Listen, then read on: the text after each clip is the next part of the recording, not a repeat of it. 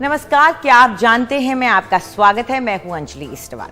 24 फरवरी को रूस ने यूक्रेन पर हमला बोला था। करीब 2 महीने होने जा रहे हैं, लेकिन यूक्रेन जो उसने जीतने का सपना बनाया था रूस ने, वो लग नहीं रहा है कि पूरा हो रहा है, बल्कि वो हांफता हुआ नजर आ रहा है।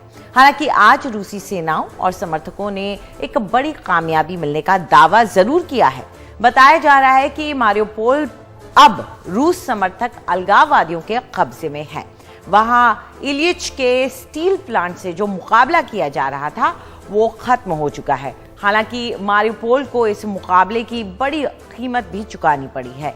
यहाँ का हाल देखकर बूचा की याद आती है। लाशें जमीन पर पड़ी हैं, ट्रक, कार सबको जला दिया गया है।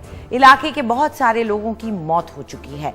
यहाँ हर तरफ तबाही का मंजर है, लेकिन रूस के लिए ये बड़ा दिन है।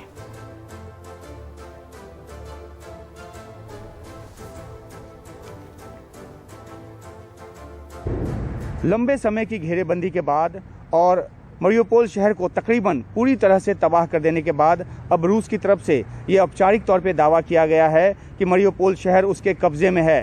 क्रेमलिन की तरफ से जो एक वीडियो जारी किया गया है, उसमें राष्ट्रपति पुतिन जो हैं वो रक्षा मंत्री को इस बात की बधाई देते नजर आ रहे हैं कि मारियोपोल को आज़ाद करा लिया गया है। लंबे समय तक घेरेबंदी में शहर रहा, काफ़ी ज़्यादा यहाँ पर जो तबाही है वो मची है रूस के आक्रमण के दौरान। और दूसरी बात यह है कि लाखों की तादाद में जो लोग यहाँ पर फंसे हुए थे, उनके लिए एक मानवीय त्रासदी की स्थिति पैदा हुई। कई बार सेफ पैसेज की मांग की गई, सेफ पैसेज के लिए जो एक सहमति है वो भी बनी, लेकिन मोटे तौर पर यहाँ से लोगों को निकलने नहीं दिया गया। जो वहाँ पे सैनिक फंसे हुए थे, खासतौर पे जो स्टील प्लांट में जहाँ से वो लोहा ले रहे थे रूसी सैनिकों का, वहाँ से भी सेफ पैसेज नहीं दिया गया। और इस बात की आशंका है कि उन सैनिकों की रूस की तरफ से रूस उन सैनिकों की भी हत्या करेगा, ये आशंका यूक्रेन की तरफ से जताई गई। लेकिन अब जो दावा किया गया है रूस की तरफ से वो ये कि उसने अपनी सेना को आक्रमण न करने का आदेश दिया है स्टील प्लांट पर, ताकि वहाँ जो जानें हैं उसको बचाई जा सके। तो एक कब्जे का एक बड़ा दावा मारियोपोल शहर पर, और ये रूस के लिए एक बड़ी कामयाबी है। खासतौर पर जिस तरह से मॉस्कोवा को डुबाया यूक्रेन ने, उसके बाद रूस जो है वो लगातार इस बात से इनकार करता रहा था। उसका कहना था कि आग लगने से युद्धपोत डूबा, लेकिन यूक्रेन की तरफ से साफ तौर पे ये दावा किया गया कि नेपच्यून मिसाइल के जरिए उसे डुबाया गया, और इसको बड़ी कामयाबी के तौर पे यहाँ यूक्रेन में देखा जा रहा है। इसके ऊपर एक डाक टिकट भी जारी किया गया, जिसको बड़ी तादाद में जो लोग हैं वो खरीद रहे हैं। तो मॉस्कोवा को मारने का जो की जो कामयाबी है वो यूक्रेन के हाथ लगी। लेकिन अब जिस तरीके से मारियोपोल पे कब्जे की बात रूस की तरफ से आ रही है, तो ये एक रूस के लिए बड़ी कामयाबी है। खासतौर पर जिस तरह से कुछ दिन के बाद ही 9 मई को जो विक्ट्री दिवस जो रूस हर साल मनाता है, उसके पहले वो एक बड़ी कामयाबी चाहता था, और मारियोपोल के जरिए उसको ये कामयाबी मिली है। जिस तरीके से पूरब और दक्षिण के इलाकों में रूस ने कंसंट्रेट किया हुआ है अपनी सेना को, तो ऐसे में लगता है कि उन्हीं इलाकों को लेकर जो उसका पहले से फोकस था वो फोकस जो है बरकरार है, और इस बात का अंदेशा यूक्रेन की तरफ से लगातार जताया जा रहा था। एक आखिरी बात ये कि जो यूक्रेन के राष्ट्रपति हैं वो लगातार दूसरे देशों से हथियार की मांग करते रहे हैं, और एक बार फिर से जोर दिया गया है कि जिस तरह से बूचा में नरसंहार हुआ, जिस तरीके से जो मिकोलाइव शहर को तबाह किया गया, या जिस तरह से मारियोपोल को कब्जे में लिया गया है, तो इन सब बातों से रूस को खदेड़ने के लिए ज़रूरी है कि उनको जो हथियार है वो दिया जाए। डेनमार्क के जो राष्ट्राध्यक्ष हैं वो अभी कीव पहुंचे हैं, और कई सारे जो देश हैं जो यूक्रेन के साथ खड़े हैं वो अपना जो एक समर्थन है यूक्रेन को दे रहे हैं। लेकिन यूक्रेन को सबसे ज़्यादा भी हथियारों की ज़रूरत है, और ये मांग लगातार यूक्रेन की तरफ से की जा रही है। अब देखना है कि किस तरह का ऑफेंसिव जो है वो रूस करता है, और किस तरह से प्रतिकार उसको यूक्रेन कर पाता है, क्योंकि आने वाला जो समय है वो काफ़ी ज़्यादा चुनौती भरा है यूक्रेन के लिए। हालांकि कीव के आसपास की स्थिति सामान्य नज़र आ रही है, लेकिन रूस के हमले पूर्वी और दक्षिणी इलाकों में ठहरे नहीं हैं। लेकिन मारियोपोल की ये जीत रूस के लिए इतनी अहम क्यों है? इसकी कई वजह हैं। एक तो इससे रूस के थके हुए मनोबल को बड़ा सहारा मिला है। इसके अलावा मारियोपोल क्रीमिया और डोनाबास को जोड़ता है। 2014 में रूस ने क्रीमिया पर कब्जा कर दिया था, ये तो हम सभी जानते हैं, और हाल ही में उसने डोनाबास के आजाद होने की भी घोषणा की है। ऐसे में मारियोपोल की जीत से दोनों के बीच उसकी आवाजाही की आसानी हो जाएगी। मारियोपोल बंदरगाह भी है, जिससे यूक्रेन का बहुत सारा कारोबार होता रहा है।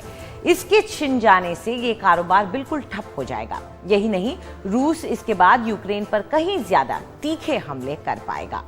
वैसे तबाही का आलम यूक्रेन के दूसरे शहरों में भी है।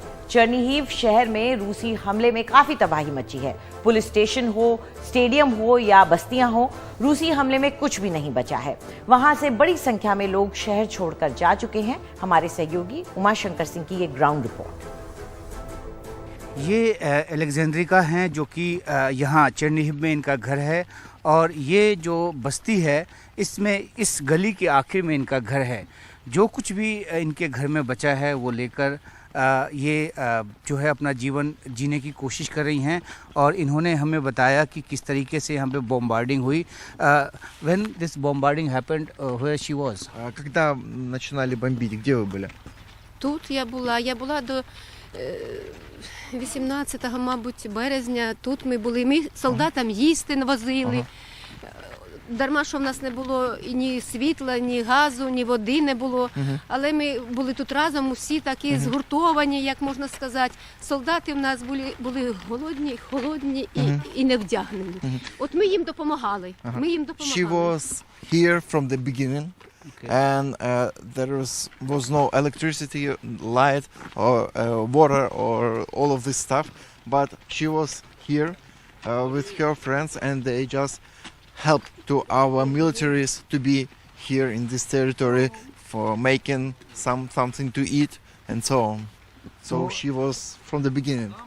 तो युद्ध की शुरुआत से ही ये यहाँ पे थी। और जब इस तरह की तबाही का आलम जो हमारे कैमरा सहयोगी अशोक महाले दिखाएंगे, ये हमें बताया गया कि एक पुलिस स्टेशन था, वो वायरलेस आपको नज़र आ रहा है किस तरह से यहाँ पे जो बड़े बड़े क्रेटर्स बने हैं और जो धमाके हुए उसमें ये पुलिस स्टेशन जो है, ये पुलिस कैंप जो है वो भी तबाह हुआ।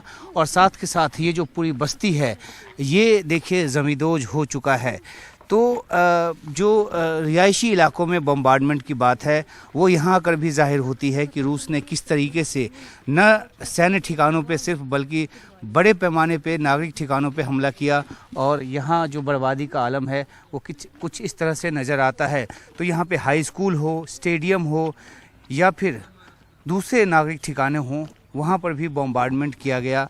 और ये देखिए किस तरह से यहाँ पे ऐसे गड्ढे, एक नहीं दो नहीं, हमने अब तक यहाँ पे ऐसे 5-6 गड्ढे देखे हैं, जो कि यहाँ जो भी मिसाइल गिरता था उसकी वजह से ये गड्ढे यहाँ पर हुए हैं। तो जान माल का भारी नुकसान। और इसलिए हमने जब यहाँ ग्रेवयार्ड को विजिट किया तो वहाँ पता चला कि 1000 से ज़्यादा लोगों की जो दफनाया गया, एक ही ग्रेवयार्ड में दफनाया गया है। और कुछ नए ग्रेवयार्ड भी, कुछ नए जो कब्रगाह हैं वो भी बनाने पड़े हैं। तो बहुत भारी जो नुकसान है ये चेरनिहिव शहर को उठाना पड़ा। और जैसा कि हम आपको बता रहे हैं कि ये इस वजह से, क्योंकि बेलारूस का बॉर्डर यहाँ से थोड़ी ही दूरी पर है, और वहाँ से जब रशियन फोर्स यूक्रेन की सीमा में घुसी तो वो एक पहला थ्रस्ट था। और सबसे ज़्यादा नुकसान, सबसे ज़्यादा उस हमले का जो बोझ है वो इस शहर को झेलना पड़ा। हाँ, इस शहर के आगे वो सेना आगे नहीं बढ़ पाई, क्योंकि यूक्रेनी सेना ने उनको रोकने, बहुत स्लो कर दिया उनके मूवमेंट को। और आखिरकार यहाँ से जब निकले, और जब निकले हैं तो देखिए कि किस तरह से पूरी तबाही जो नज़र आती है। और आखिरी दृश्य आपको ये दिखा रहे हैं कि कैसे घर के अहाते में खड़ी ये कार जो है वो पूरी तरह से बर्बाद हो चुकी है। और घर तो बिल्कुल पीछे बचा ही नहीं है। जो घर के यहाँ के रहने वाले हैं वो आकर ज़रूर देख रहे हैं, अपनी जगहों का मुआयना कर रहे हैं, लेकिन कैसे जीवन शुरू करेंगे उन्हें कुछ पता नहीं। कैमरा से अशोक महाले और विष्णु सोम के साथ उमाशंकर सिंह, एनडीटीवी इंडिया।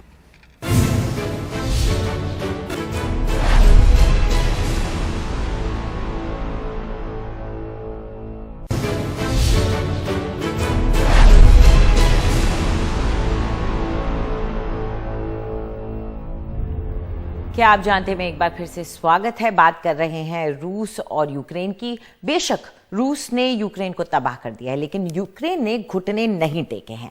उसे यूरोप के देशों का खुला समर्थन और सहयोग मिल रहा है। इस पर रूसी राष्ट्रपति पुतिन ने यूरोपीय देशों को चेतावनी भी दे डाली है।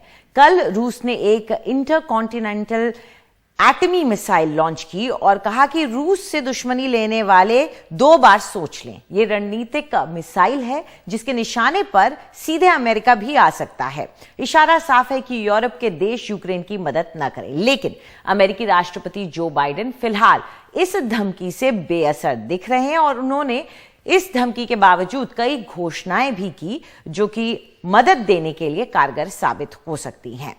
उधर रूस हमले भी कर रहा है और बातचीत की पेशकश भी कर रहा है। उसने दावा किया है कि उसकी बातचीत की पेशकश का अभी ज़ेलेंस्की ने कोई जवाब नहीं दिया और ज़ेलेंस्की को यूरोप से पूरी मदद भी मिल रही है। जबकि खार्किव के मेयर ने आज भी शहर में भारी बमबारी होने की बात कही है।